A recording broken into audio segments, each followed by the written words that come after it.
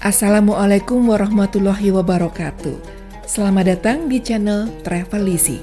Mempersembahkan kisah teladan 25 nabi. Kisah penuh hikmah yang akan membawa kita lebih dekat mengenal para utusan Allah. Resapi dan ambil pelajaran dari perjalanan hidup para nabi yang penuh inspirasi. Selamat mendengarkan.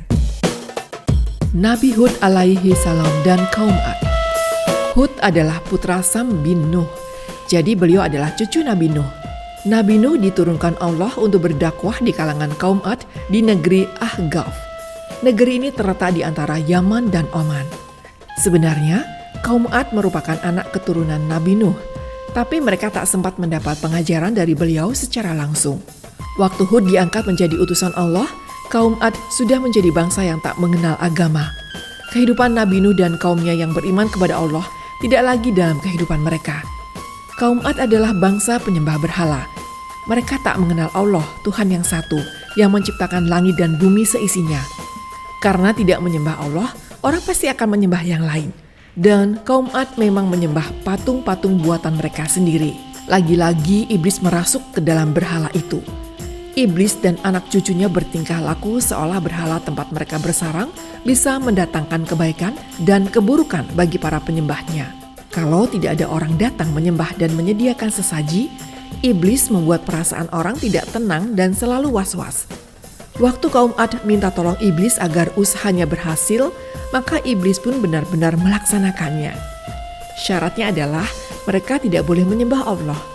Iblis juga memerintahkan mereka melakukan perbuatan-perbuatan yang dilarang agama. Akhirnya kemusyrikan merajalela di mana-mana, baik di kalangan penguasa, pejabat, orang-orang kaya, dan bahkan rakyat biasa. Hampir semua berbuat musyrik. Sepintas lalu, kaum Ad kelihatan sebagai bangsa yang maju. Mereka hidup makmur. Di mana-mana tampak rumah-rumah dan bangunan mewah nan indah. Tubuh mereka tegap dan gagah. Wajahnya tampan. Sedang para perempuannya berwajah cantik. Karena merasa memiliki semua yang diinginkan, kaum Ad menjadi sombong dan takabur. Pada saat seperti inilah Allah menurunkan Nabi Hud. Beliau berasal dari keluarga kaya dan terpandang. Perilakunya terkenal sangat terpuji. Beliau adalah orang yang penyayang kepada sesama. Karena itu diharapkan kaum Ad mau mendengar ajarannya. Dan Allah mengutus Jibril untuk menyampaikan ajarannya kepada Nabi Hud. Mula-mula setiap makhluk hidup harus mengenal penciptanya, yaitu Allah yang menguasai kehidupan di langit dan di bumi. Oleh karena itu hanya Allah yang boleh disembah dan diikuti aturan-aturannya.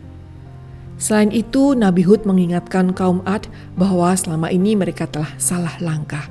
Kaum Ad telah menyembah berhala dan terbiasa mengikuti hawa nafsunya.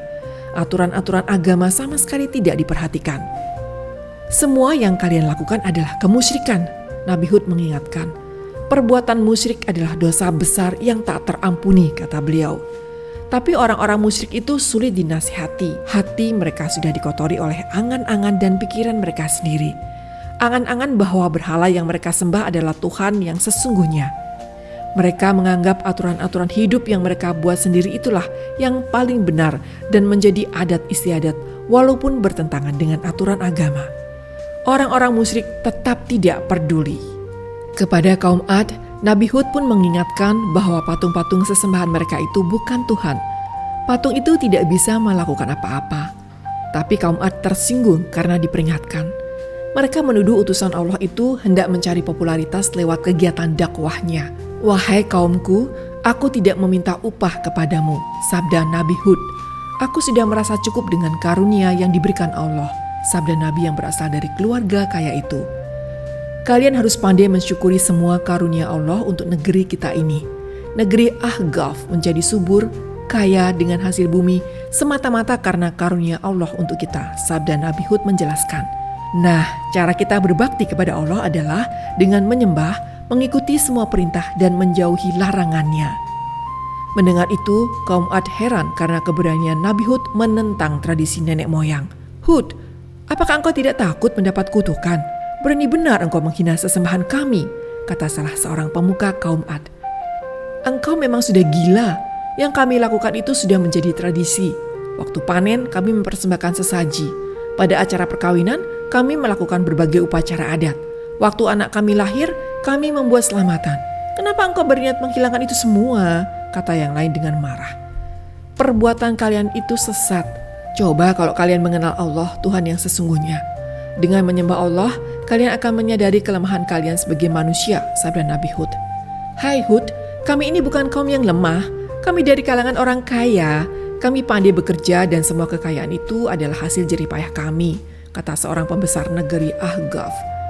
Nabi Hud berusaha mengingatkan mereka dengan peristiwa yang terjadi pada kaum Nabi Nuh. Kaum Nuh dimusnahkan dengan banjir besar karena mengingkari kekuasaan Allah.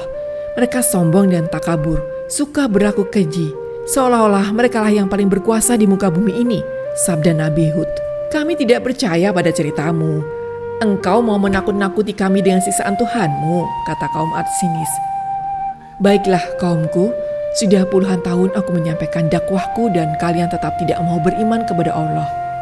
Sekarang aku serahkan kembali urusan ini kepada Allah, sabda Nabi Hud. Beliau tampak sedih melihat perbuatan kaumnya yang melewati batas.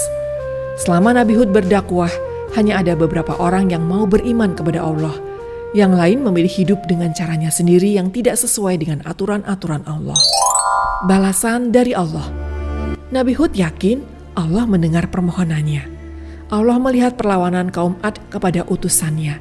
Dan Allah tak akan membiarkan hambanya yang soleh menjadi korban kezoliman orang-orang yang tidak beriman.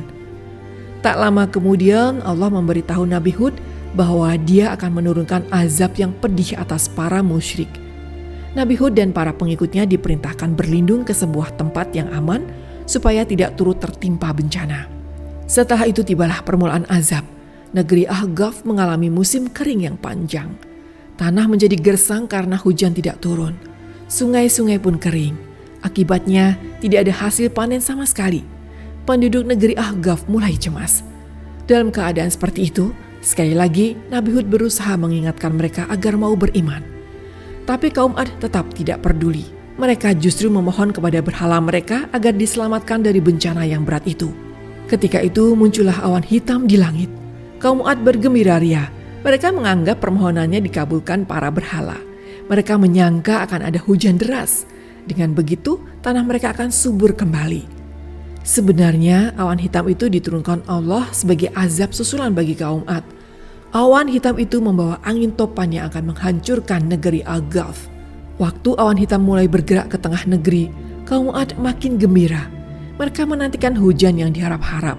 Sementara Nabi Hud dan pengikutnya bergegas meninggalkan tempat itu. Mereka berdoa bersama, memohon perlindungan Allah dari bencana hebat yang dijanjikan Allah.